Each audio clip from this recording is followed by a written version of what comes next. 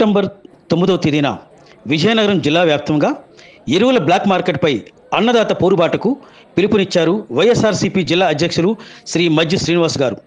జిల్లా వైఎస్ఆర్సీపీ కార్యాలయంలో కార్యకర్తల సమావేశంలో మాట్లాడుతూ జిల్లాలో యూరియా కొరత అధికంగా ఉన్నందున రైతులు చాలా ఇబ్బంది పడుతున్నారని అన్నారు. మాజీ శాసనసభ ఉప సభాపతి శ్రీ కోలగట్ల వీరభద్రస్వామి గారు మాట్లాడుతూ జగన్మోహన్ రెడ్డి గారి ప్రభుత్వంలో రైతులకు సకాలంలో ఎరువులు అందేవని, ఇప్పుడు మోసం చేసిందని, బాబు వెళ్తున్నారని ఎద్దేవా చేశారు. రైతుల్ని పెద్ద ఎత్తున తీసుకొచ్చి మనందరూ కూడా ఈ కార్యక్రమం విజయవంతం చేయాలి. మరి దానికి సంబంధించి గౌరవ పెద్దలు వీరభద్రస్వామి గారు చెప్పారు. 9వ తారీఖుని అందరూ కూడా ఉదయం 10 గంటలకల్లా కలెక్టర్ ఆఫీస్ జంక్షన్ లో జ్యోతిరావు పూలే విగ్రహం వద్దకు అందరూ చేరుకొని అక్కడ నుంచి కలెక్టర్ ఆఫీస్ మీదుగా ఆర్డీఓ గారి దగ్గరికి వెళ్లి ఆర్డీఓకి మెమరాండం సమర్పించడం జరుగుతూ ఉంది. జిల్లాలో పరిస్థితులు గత 5 సంవత్సరాలు పరిపాలన చేశాం. పెద్ద ఎత్తున మనందరం కూడా రైతు భరోసా కేంద్రాల్లో ఇవాళ పేరు మార్చిన రైతు సభ కేంద్రాలు పెట్టుకున్నాం. ఆనాడు ఏనాడు కూడా యూరియా కోసమో లేదా విత్తనాల కోసమో లేదా ఎరువుల కోసమో ఏనాడు కూడా ఇబ్బందులు పడలే. ఒక ప్రభుత్వం ఏర్పడిందంటే రేపు ఖరీఫ్ సీజన్ వస్తుంది, ఈ జిల్లాలో ఏ పంటలు వేస్తారు, ఆ పంటలకు కావాల్సిన ఎరువులు ఏంటి అని చెప్పి ముందు ఎత్తున ప్రతి నెల కూడా మనం అడ్వైజరీ బోర్డు సమావేశం పెట్టుకునేవాళ్ళు. వ్యవసాయ అధికారుల సమావేశం అది జిల్లా స్థాయిలో జరిగేది, మండల స్థాయిలో జరిగేది. ప్రతి ఎత్తున గ్రామ స్థాయిలో కూడా ఆర్బీకే స్థాయిలో సమావేశాలు ఏర్పాటు చేసుకుని పెద్ద ఎత్తున చేసేవాళ్ళు. ఏనాడు కూడా ఇలాంటి కార్యక్రమాలు చేయలే. అసలు ఒక ఆలోచన లేదు ఈ ప్రభుత్వానికి.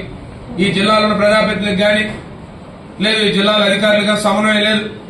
ప్రజాప్రతినిధులు తాలూకు తీరు ప్రజాప్రతినిధి, వాళ్ళు ఏ పర్పస్ కోసం గెలిచామో మళ్ళీ ఈ స్థానాలు వస్తాయో రావో, మళ్ళీ ఇలాంటి పరిస్థితులు ఉంటాయో రావో, ఏదో ఈ రోజు ఇల్లు చక్క పెట్టుకుందాం మన దారి మందని చెప్పి ఆ దారిలో వాళ్ళు ఉన్నారు. వాళ్ళకి ఎక్కడా కూడా ఎరువులు గాని లేదు యూరియా కావాలని గాని లేదు ఎక్కడా మాట్లాడే పరిస్థితులు గాని అధికారులతో మాట్లాడే పరిస్థితులు గాని ఈ జిల్లాలో ప్రజాప్రతినిధులు లేదు. మరి వాళ్ళు వ్యవసాయ శాఖ మంత్రులు ఉన్నారు. ఇందాక పెద్దలు చెప్పినట్టు వారికి రైతాంగం అంటే అవహేళన. ఈ ప్రాంతంలో రైతు కుటుంబంలో పుట్టామని చెప్తా ఉంటారు, సమావేశాల్లో చెప్తారు మేము రైతు కుటుంబం నుంచి వచ్చాం, మీరు సామాన్యులు అని చెప్తారు. కానీ మీరు మాట్లాడే మాటలు చూస్తే రైతులను అవహేళన చేయడం, రైతులంటే నిర్లక్ష్యత, రైతాంగం అంటే మీకు ఎక్కడా కూడా మీ పెద్దల దగ్గర నుంచి మీ కింద వరకు కూడా ప్రజాప్రతినిధులకు అందరికీ కూడా వ్యవసాయం అంటే మీకు కిట్టదు.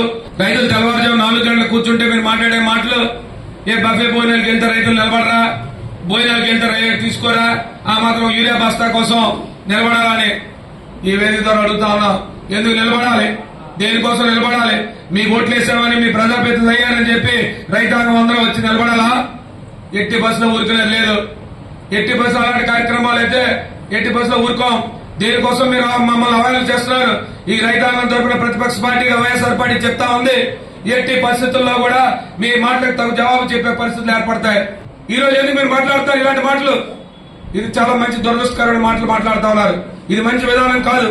కాబట్టి ఈ ప్రభుత్వానికి గట్టిగా చెప్పాలన్న ఆలోచనతో ఒక ప్రతిపక్ష పార్టీ బాధ్యతగా జగన్మోహన్ రెడ్డి గారి నాయకత్వంలో ఇవాళ అందరం కూడా రైతాంగానికి అందరూ కూడా రైతుల తరఫున పోరాటం చేయడానికి ఇవాళ మీ అందరి దృష్టి పెడుతున్నాం. మరి ఎప్పుడు చేసిన విధంగానే చంద్రబాబు నాయుడు గారికి నిరంతర అలవాటైంది మోసం చేయటం. ఆ సూపర్ 6 అన్నారో లేకపోతే ఇంకేమన్నారో ఏ ఒక్కటి కూడా సక్రమంగా అమలు చేయని పరిస్థితి. గ్యాస్ అంటే నాయకులు ఇక్కడ అందరూ ఉన్నారు, మాకంటే ఎక్కువ ప్రజల్లో తిరుగుతున్నాం, మీకే తెలుసు. ఏ ఒక్క పథకం కూడా పూర్తి స్థాయిలో అమలు చేయలేదు. మరి దాన్ని ప్రతిపక్ష పార్టీగా మనం నిరంతరం నిలదీయవలసిన అవసరం, ప్రశ్నించవలసిన బాధ్యత మన మీద ఉంది.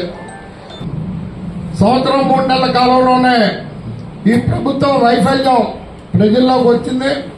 ప్రజలు ఊహించిన విధంగా ప్రభుత్వం మీద వ్యతిరేకత కూడా పెరిగిందని ఈ సందర్భంగా చెబుతూ, అధికారం ఉన్నా అధికారం లేకపోయినా అధికారం ఉండేటప్పుడు ప్రజా సంక్షేమ కార్యక్రమాలు చేస్తూ గడప గడప అనే పేరిట నిరంతరం ప్రజల్లో తిరిగిన పార్టీ వైఎస్ఆర్ కాంగ్రెస్ పార్టీ.